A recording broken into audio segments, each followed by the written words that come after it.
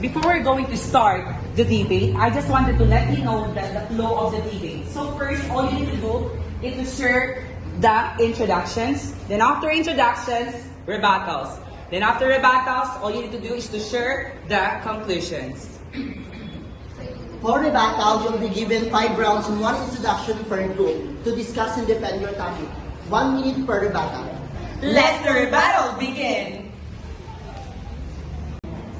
This is our introduction. Oplang Tokhang refers to the program by the government, was implemented by President Rodrigo Duterte. So the Oplang Tokhang was led by the police force. So the good effect is that the drug user will lessen. Most of them were put in rehabilitation center to have a chance for a better. Oplang Tokhang also was initially met to public approval. The operation's human rights of violations and extrajudicial killings have drawn widespread condemnations. The initial factors that contributed to public agreement with Oplang Tokhang, such as fear to crime and the perceptions of the drug problems, has been overshadowed by the mounting evidence of abuses. The operation's legacy remains the complex and controversial issues raising questions about the effectiveness of violent approach to drugs policies, and importance of upholding human rights. In 2016, former President Rodrigo Duterte implemented the program, which is Oplang Tokhang, or so-called war on drugs. It was already existing in his political career in Davao City. The interesting part of Oplang Tokhang, he claimed that the major obstacle of the Philippines were drugs. And this is one of the reasons why the corruption of the Philippines. We are 100% agree to the Oplang Tokhang because Oplang Tokhang helped us a positive life changes in our community to avoid dilemma. One of the dilemma that they're facing about Oplang Tokhang, which is the drug addict users. When we observed that when Duterte tapos na yung kanyang terno, as we observed, there's a lot of criminal cases na nag-increase because of the drug addict. And for me, Oplang Tokhang is a positive life changes because it helped our community to make the drug users surrenderies. So, as Christian said, we agree because when President Rodrigo Duterte, as a president in the Philippines, the crimes in the Philippines reduced. It supports society like in crime rates. So, the drug user and pushers are maraming na surrender because it is. Okay, for us, we do not agree 100% about the Oplang Tokhang. Yes, based on the news, based on the other information, there were a lot of negative impact. Okay, in our society, I mean in our country rather. Wherein Oplang Tokhang and some things give us a negative impact in our lives. Yes, we can say that it produced the drug user, I mean it reduced the drug user or drug pusher. But in our point, we are not saying that we are protecting the drug user or drug pusher, but we are following the human rights. I mean, we simply following the human rights. Are you aware about the model document of PNP 2016 that neutralization of illegal drugs identifies na remember, wala sakit anong batas na pwede pumatay ang pulis. Diba? Huwag niyo sabihin na meron because I will ask you what kind of law is that. Of course, wala. Because wala silang karapatan na pumatay. It's because of the Oplang Tokhang, they have license to kill.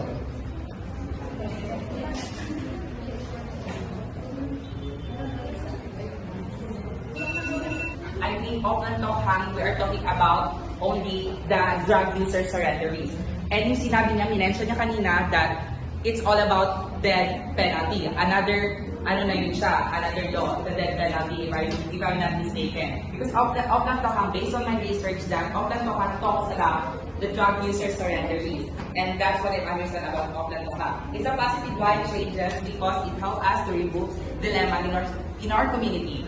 And first and foremost, that nung na-observe kaya sinabi ko kanina na in-observe natin that when si Rodrigo nag-stop na sa kanyang turno, dumami yung mga cases ng mga rapists and yung mga patayan the cases of the killing, di ba? As we observed, just because of the drug addict. Yes. And yes, am I? Yes.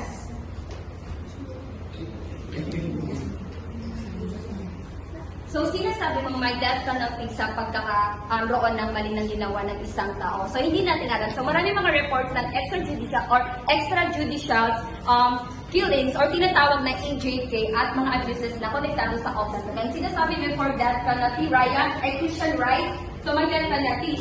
Pero hindi natin alam, marami mga innocent tao or nadadamay ng mga, or nabibigtaan lamang sa Oakland Tocang. Kasi hindi natin alam, kasi marami mga poverty or karamihan sa mga mas mataas na porsyento yung mga mahihirap na pinagbibitanan or pinapatay dahil sa kanila na hindi naman natin alam kung anong talaga yung ginawa or anong kasalanan na ginawa ng isang tao na hindi din natin alam kung saan naabot yung kasalanan na yun. So, para maraming tao, hindi na talaga natin malaman kung may ginawa pa siyang kasalanan according to set of Christian. Kasi maraming tao pinapatay dahil nasa sa Oakland Tocang na hindi natin alam. Kasi porket may ginawa yung isang tao, hindi natin nalaman yung informasyon buo. Kasi nga, yun nga, tinatawag na nila death penalty.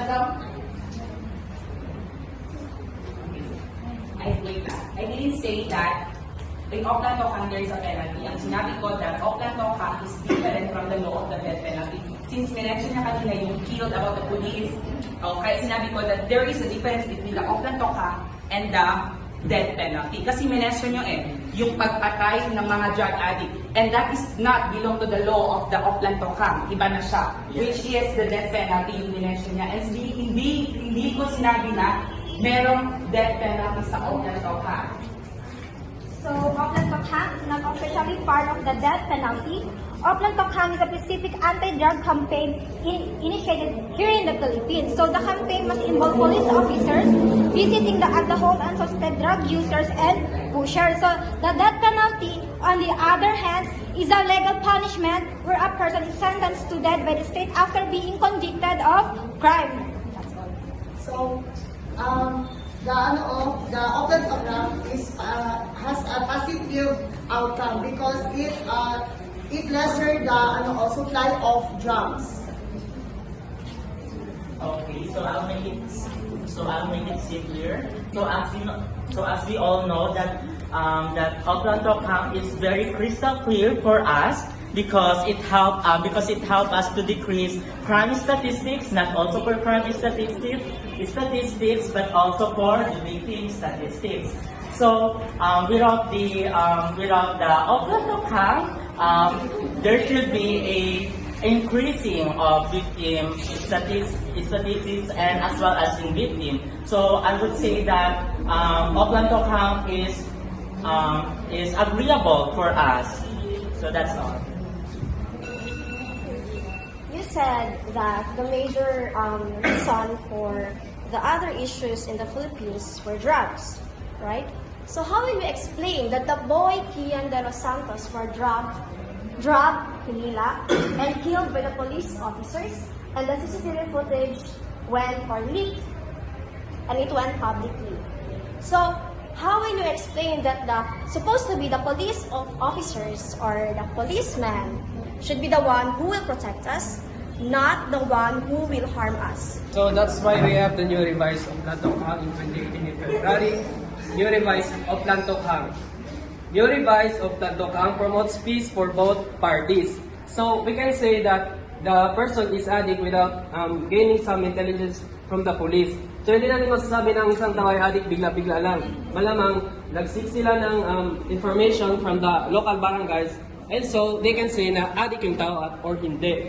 And then, hindi pwedeng patay ng police yung addict kasi based sa criteria na pwedeng ang mga under na police or under sa team ng isang Oakland Tocang teams are police that has no bad record. So, ibig sabihin yung mga dineploy na police doon sa operation na yun is wala silang sinusunod nila yung patakaran, sinusunod nila yung human rights. Pag knock-knock sila sa door ng bawat addict, and if yung addict is nang laban, doon papasok na yung pagpatay sa addict. Agree. Jamir said na hindi papatay ang pulis if hindi sila nalaban. Is there any legal process? Do you have legal evidence? Do you have concrete evidence? So what is the purpose of hearing? What is the purpose of court? Remember, the person will remain innocent until he or she will be proven guilty. The complication of society, because that is one of the responsibilities. And you are saying that is it okay to have a drug addict in our community? No! Why do people defending that police are the one that is putting dilemma in our community?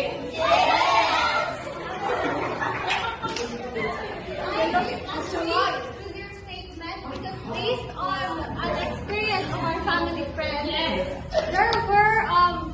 there was this situation where policeman knocked to their door and bigla na lang dinapot yung tatay nila. And those children, which are my previous classmates, so what policemen do? They put sachet of drugs on the shoe rack to tell na drug addict ang father nila at may problema sila. But the previous classmate of mine has trauma because of what policemen do and what my previous classmates saw. So how do you say that all policemen protect us? Na in fact sila yung naglalagay sa atin sa the police officers feel empowered to kill suspect because they are without fear to kill suspect because wala silang mga consequences. Ano pa lang, di ba yung mga mayroon kasi yan sa mga ulo yung mga suspect, mayroon yung mga bato na kaya feel empowered sila to kill suspect.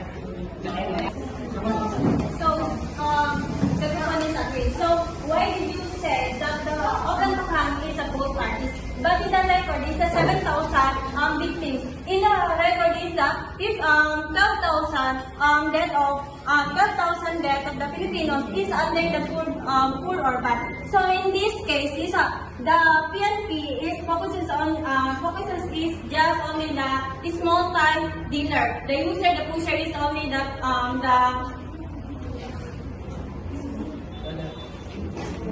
Okay, so did you know that one of the most criticism of Oplan Tokang is knowledge involvement in extrajudicial killings wherein that individuals or suspects are killed without any evidences. And did you know that the focus of this Oplan Tokang is focusing on the poor because they are lack of resources and connection to navigate the legal system and protect themselves from the abusive police. And the police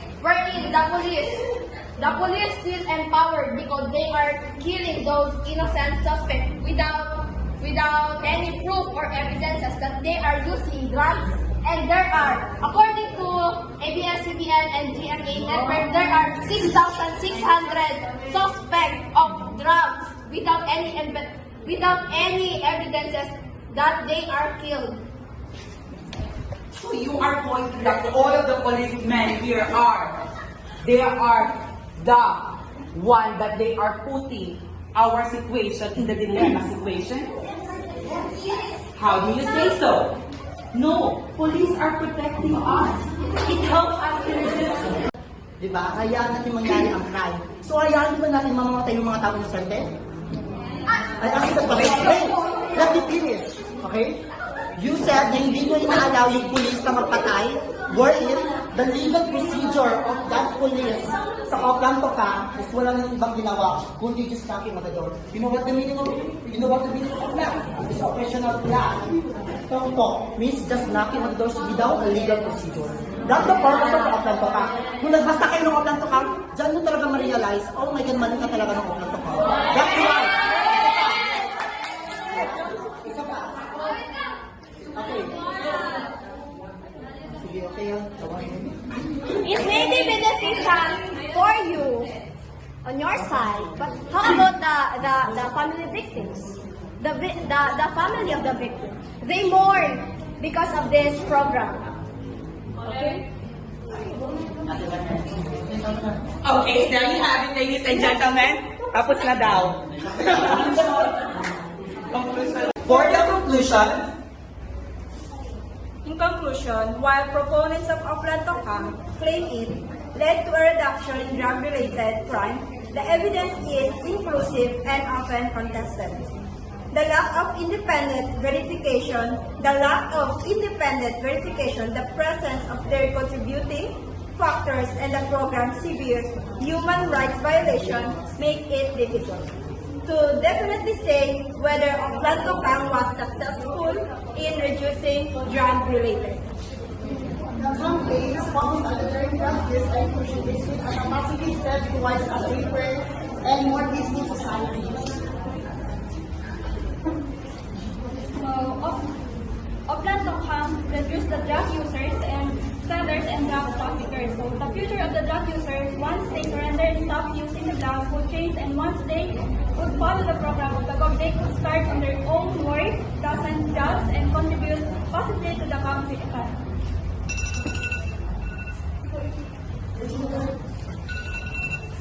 So Oplan-Tokang is further disadvantaged for conclusions where there is reality the overshadows in preparatories for benefits. So what proponents tout its success in inducing high, the campaign has resulted in a horrifying wave of extrajudicial killings, disproportionately and targeting the poor persons or the humans.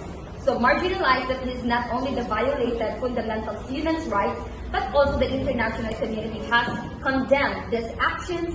The further straining diplomatic relations, the Oplan-Tokang's legacy is one of the violence and the impurity not a triumph over drugs.